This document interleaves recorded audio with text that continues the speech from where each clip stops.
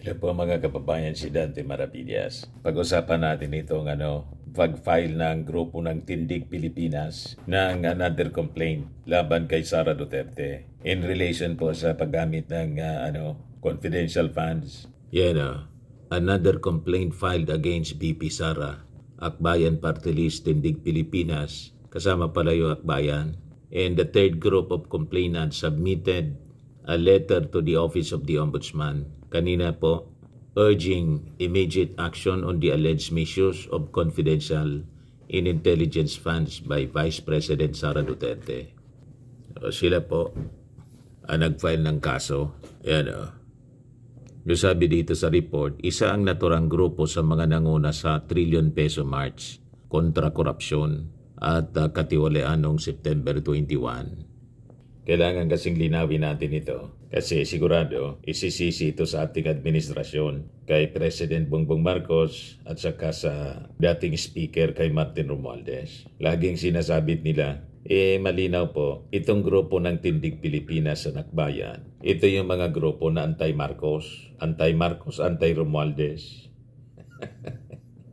Kaya malabo po na nagkukumpas nito yung ating Pangulong Bongbong. Siguro naniwala sila na sa appointment mga kababayan ng ating Pangulo kay Ombudsman Rimulya, naniwala siguro sila po na mapapanagot po ang maling paggamit ni Sara Duterte ng confidential funds. Kaya nag-file sila sa Ombudsman. Hindi kasi obra yung pag-file nila sa Ombudsman kung ginawa nila ito noong panahon ni Martires. Ngayon, nagkaroon ng panibagong pag-asa na ito ay aaksyonan ni Boyeng Rimulya. At hindi lang po ito ang aaksyonan ni Boyeng Rimulya. Ang daming mga anomalya, kasama na rito yung Farmally, saka yung flood control. Kaya lang, itong mga isyong ito, yung Farmally, flood control, saka itong confidential funds, ang mga sabit dito, mga Duterte and allies.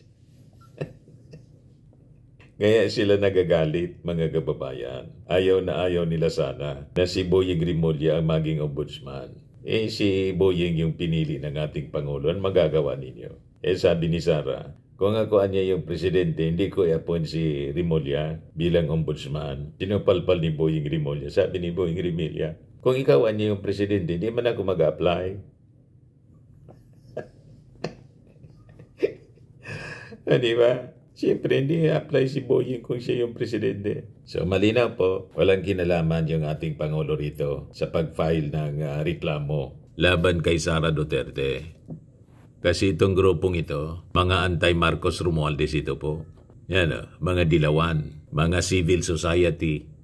Ang dilawan civil society po, anti-Marcos Romualdez yan. Ever since, panahon pa ng tatay ng ating Pangulo, never mo sila makumbinsing sumuporta sa ating Pangulo. Although noong September 21, ayaw nilang manawagan ng Marcos resign. Kasi kung mag-resign yung ating Pangulo o mapatalsik yung ating Pangulo, ang uupo si Sara. Mas lalong ayaw nila kay Sara.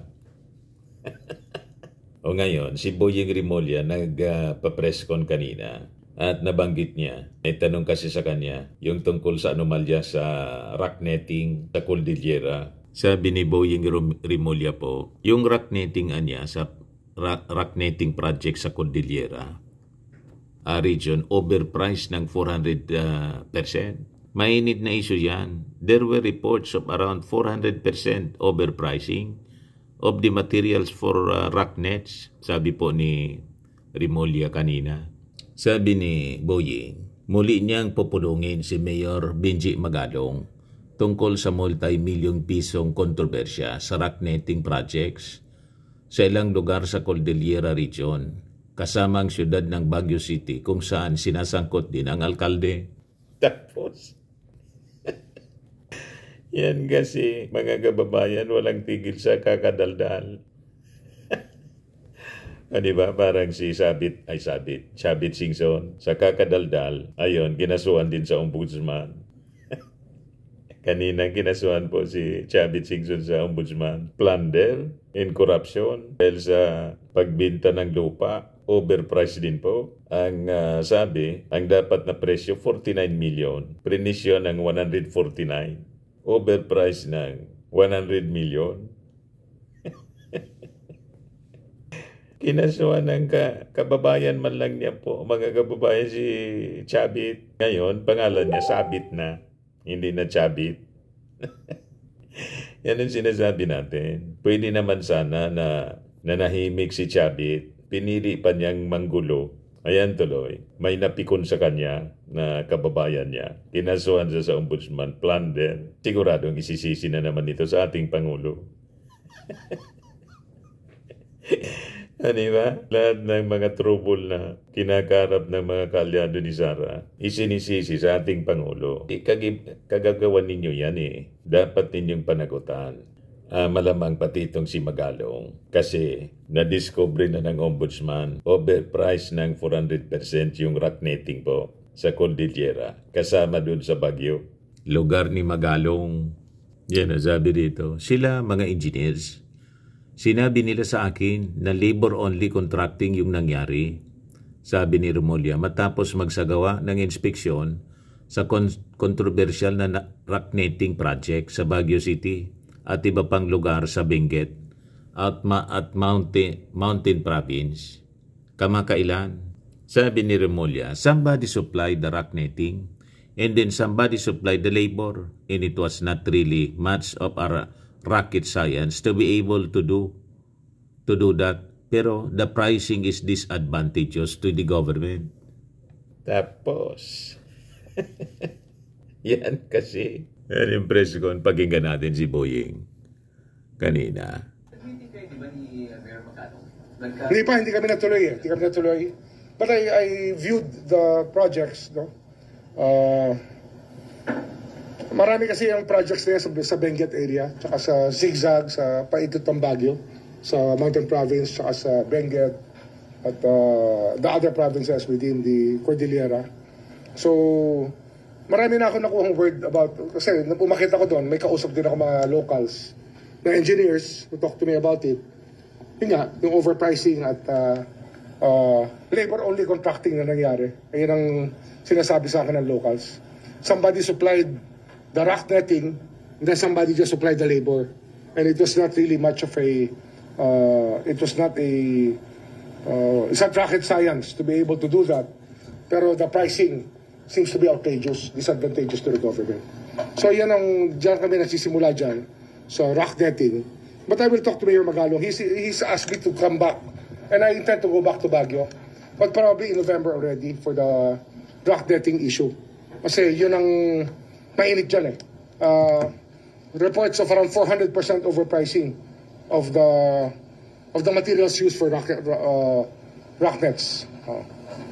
O ngayon, sa issue ng Farmally, kung saan sangkot dito si Digong, ito po yung sabi ni ito yung sabi ni Remulla.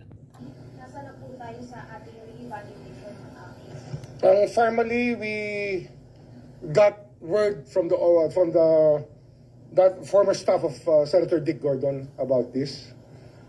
They gave us a guideline, actually a draft pleading that they wanted to file before. And we started from that. Kaya we're evaluating that now. And of course, we have to locate the witnesses so we can talk to them. The witnesses, so we can talk to them before any PI. Because we might conduct another fact-finding before the PI. So I'll give us probably till the end of November to work on Farmally. Or maybe before that. Maybe a month to work on the preliminaries for the Farmally cases.